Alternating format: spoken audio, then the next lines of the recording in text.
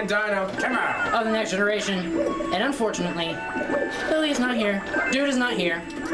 She'll just have to watch the video. She just have to watch the video, but we are gonna do the thing! Okay, please stop clicking on me. We're gonna look where we are. We're gonna long jump into this room. We're gonna read ourselves a story. Wow, chaka pow! Hits head on ceiling. Forgets how to read. Oh wow. It's story time. Oh. Is that a thumbprint? Yeah, I think it is. There we go. Thumbprint. Here we go. New episode Thumbprint. No, Anyway. we're not going to Let name. us begin. Opening of the book, though. Chapter 1, The Celestial Duo. Okay, let me not do the Batman voice. Our story begins a very, very long time ago with a young girl. One day, this girl spotted a rusted spaceship holding a small star child. I wonder where she got her Starship's inspirations from.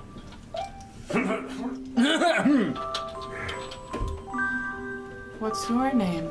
Are you lost? The girl asked the star child. I'm Luma, and I'm waiting for Mama. She's coming for me on a comet, said the star child, who had been waiting day and night. Pinky swear. Don't worry, I'll wait with you, the little girl promised Luma. At nightfall, the little girl borrowed her father's telescope and peered into the sky. She looked and looked, but she saw nothing. Hours turned into days and Niall. years, but still, the sky revealed nothing. Niall, put that up. Finally, the little girl sighed and said to Luma, "If we stay here looking much longer, I'll be an old lady soon." But then she had an idea. Why don't we go out there and find your mother ourselves? Because that's a great idea. The girl and Luma fixed up the rusty spaceship, and then the two set sail into the starry sky. And this is how the search for the celestial mother began. Chapter 2, Star Bits. Days passed with no sight of the comet, or even a single planet. Instead, asteroids extended for as far as the eye could see. If I had known it was going to take this long, I would have packed more jam, said the little girl above the rumble of her belly.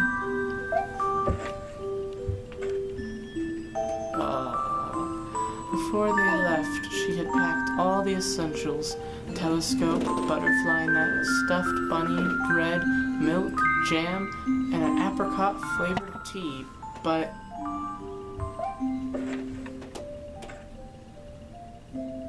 I forgot to bring water. At this, Luma burst into gales of laughter, and the girl began to pout. As long as I have star bits, I'll be fine, said Luma. Want some? The little girl couldn't stay mad after hearing this.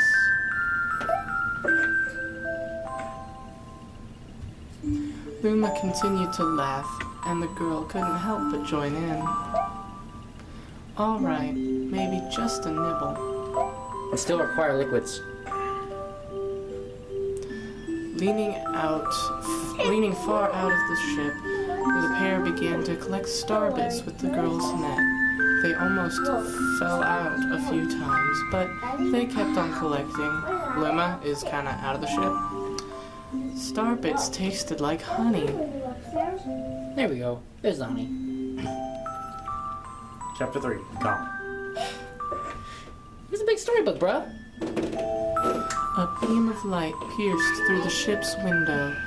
Thinking it was the morning sun, the girl peered through the window, only to find a turquoise-blue comet shimmering at her. Ah, crap! The little girl shook the sleeping Luma awake and shouted excitedly, We have to get to that comet." The pair descended on the comet and found that it was made of ice. They looked high and low, but Luma's mother was nowhere to be found. Dang ice physics. Exhausted, the little girl sat down with a flop, utterly unable to take another step. Look! Look! Listen! Hey, listen! Peering down at the icy ground where Luma was pointing, the girl suddenly noticed a cluster of star bits encased in the ice. Pretty good, huh? Finding star bits is my specialty, said Luma, beaming. Wow, get over here. Put that There's down. ice here, but it's so warm, I'll bet there's water here too. The two decided to stay on the comet for a while. There you go. Get your water. Riding the turquoise comet, the pair continued their search for Luma's mother.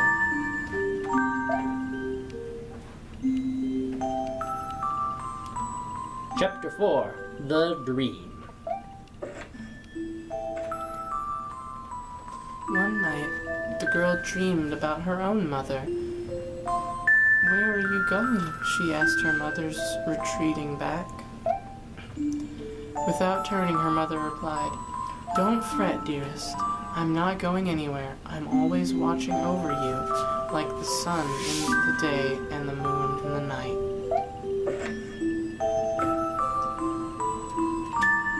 A wave of sadness washed over the girl. What about when it rains and I can't see the sun or the moon? Her mother thought for a moment before responding. I will turn into a star in the clouds and wait for your tears to dry.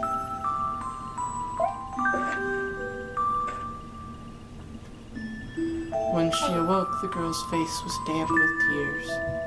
"You have star bits in your eyes," said the Luma to the girl. Wiping her face, the girl replied, "These are tears, not star bits. I'm crying because I'll never see my mother again, ever." At this, the Luma began to cry too. "Mama, Mama, Nice, Cody, nice. I get into character, man. That's why I'm a great actor. The pair traveled through the starry skies, and though they encountered many other comets, not one of them held Luma's mother. Luma was despondent. Now, Luma, the rain clouds won't go away if you keep crying," the girl said, giving Luma a squeeze. "I'll give you a present if you stop." The girl closed her eyes and said gently, "I'll take care of you." With these words, she felt a small spark in her heart. Chapter 5. Home.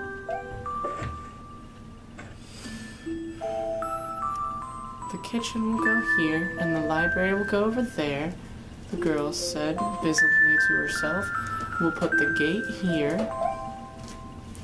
Ever since the girl took Luma under her care, she had been bustling about at a feverish pace. It's a lot of work, but it's worth it to make a happy home. It turned out that star bits weren't the only things buried in the ice. There were tools and furniture unlike anything they had ever seen, and the girl used them to build a home. Don't question it, Timmy. Timmy. Looking at the completed house, Luma remarked, "Don't you think it's awfully big for just the two of us? With a library, bedroom, kitchen, fountain, and gate?" It was certainly spacious, but still, something seemed to be missing. Engine room?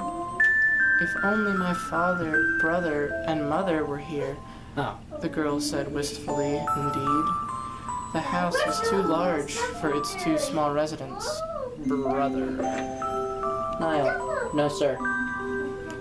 That night, clutching her favorite stuffed bunny close to her heart, the girl fell asleep in the starship.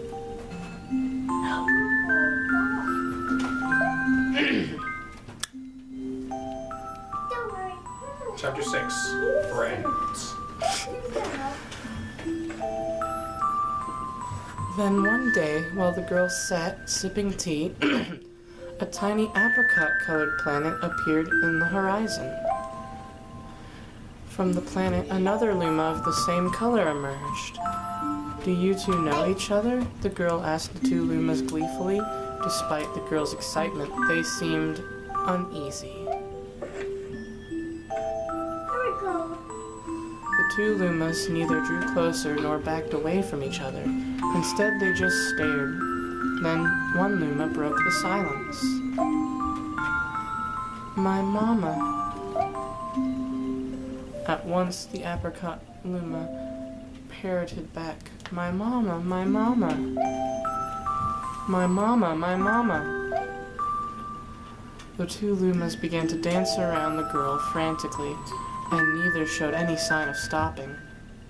The girl was so charmed by this adorable scene that she couldn't help but laugh, and that's when something very strange happened. Dang it.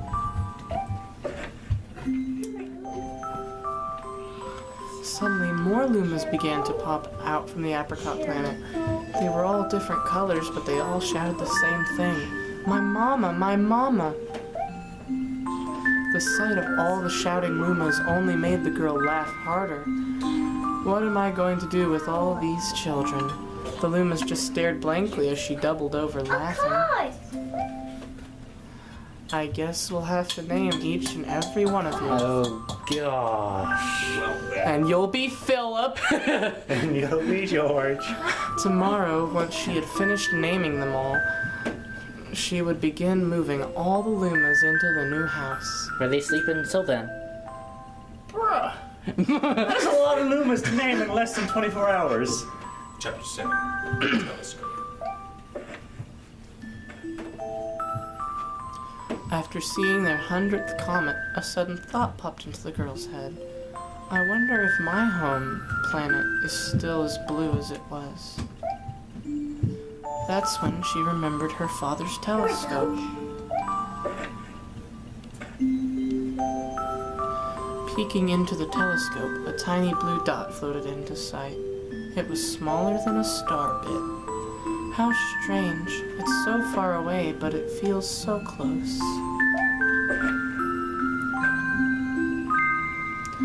She twisted the knob of the telescope, and the blue dot grew until she could make out a grassy hill dotted with flowers. It seemed very familiar to her. That's a powerful telescope. Jeez. Zooming even closer, a terrace on the hill came into view. I used to go stargazing there when I lived on my home planet.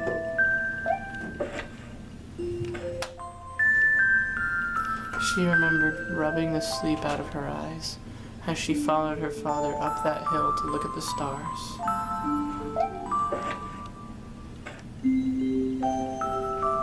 She remembered how she and her brother would sled down that hill.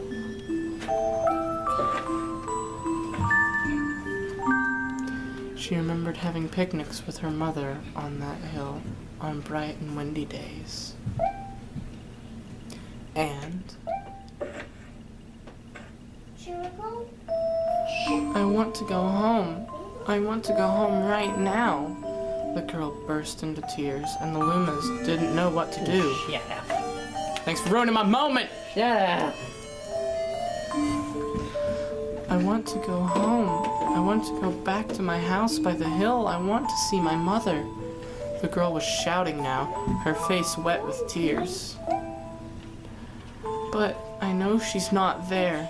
I knew all along that she wasn't out there in the sky because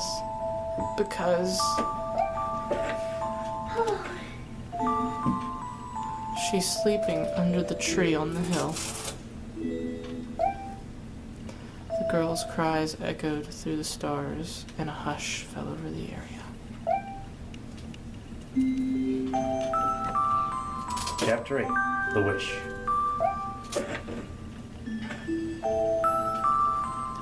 Though usually quite cheery, one day the girl became sad again. Luma drew close and tried to comfort her. Mama, you still have me. And don't be sad about your mama, because she's a part of you. That means she's always close by. It's like me.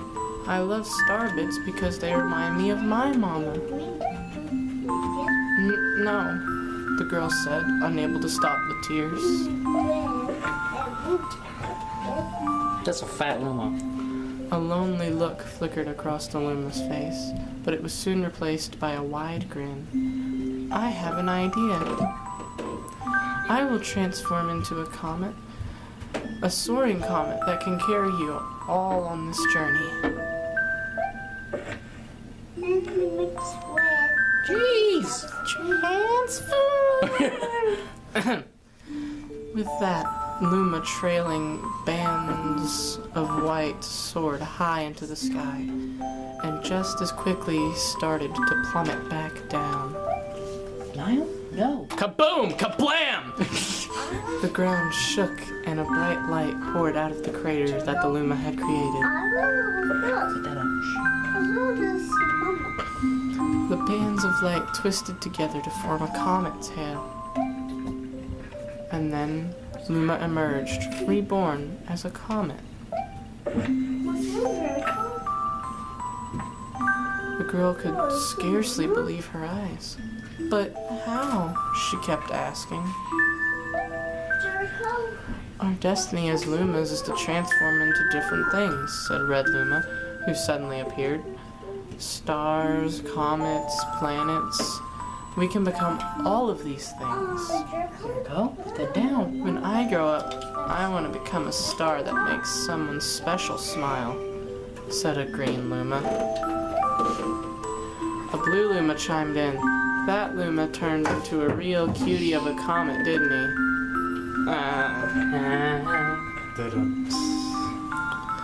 All of the Lumas together said, "No more crying, Mama." "Thank you," said the girl in a whisper, and she pulled the Lumas close and hugged them. Every last one? Oh gosh. Said their names as well. Oh gosh. From that day on, star bits no longer fell from the girl's eyes.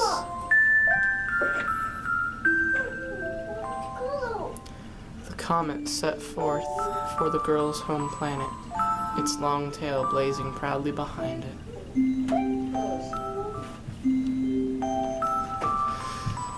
Final chapter.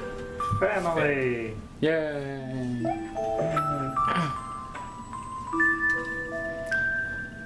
With its many lumas and telescopes, the comet was quite a sight to behold. The girl and the lumas were proud to call it home. At a welcoming party for a new luma, the girl gathered everyone in the kitchen and said in a louder voice than usual, "All right, everyone, let's make a cake. A cake sprinkled with star bits. Then it will be a star cake." The Lumas excitedly began to gather the ingredients. "Aw, it's a baby." As she watched the Lumas scurry about, the girl smiled and thought to herself, "This is my family now, and I will stay with them until they're ready to leave the nest. And when they do leave, I'll see them off with a smile. Because that's what makes a mother happiest."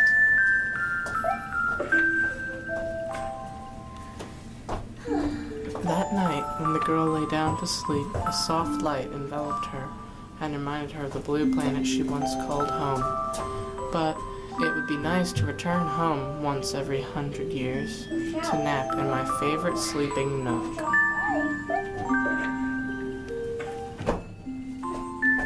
The comet carrying the Lumas and the girl continues on its journey to this very day. With more family members in tow than can be counted, it's said that the comet visits the girl's home planet once every 100 years, its proud white tail glittering in the sky. The end. Ah, finally! My story is finished. My throat is finished. Catch Sit in the chair. I asked, man. Don't get me wrong. Oh, heck no. I'm not doing this. Voice. No. I asked you. Oh, I thought I was gonna make us go through the entire. Oh my book gosh, again. no! I was trying to sit in the chair. Can I sit in the chair? Can I sit in the... I can't sit in the I chair. got it. The book has a force field. Alright, well, anyway, that is going to end it off for this episode and the entirety of Super Mario Galaxy. My back. I know how you feel. If you enjoyed this video and the entire series in general, be sure to show your love and support and hit that like button. And if you're new to the channel, be sure to subscribe as well. This is Chris. And Rosalina. And Dino. Tim, I'm about to go beat up Rosalina. Of the next generation. We'll see you guys next time. Bye. When we begin Poke Park, Pikachu's Adventure. Luigi's Adventure? What? Okay. So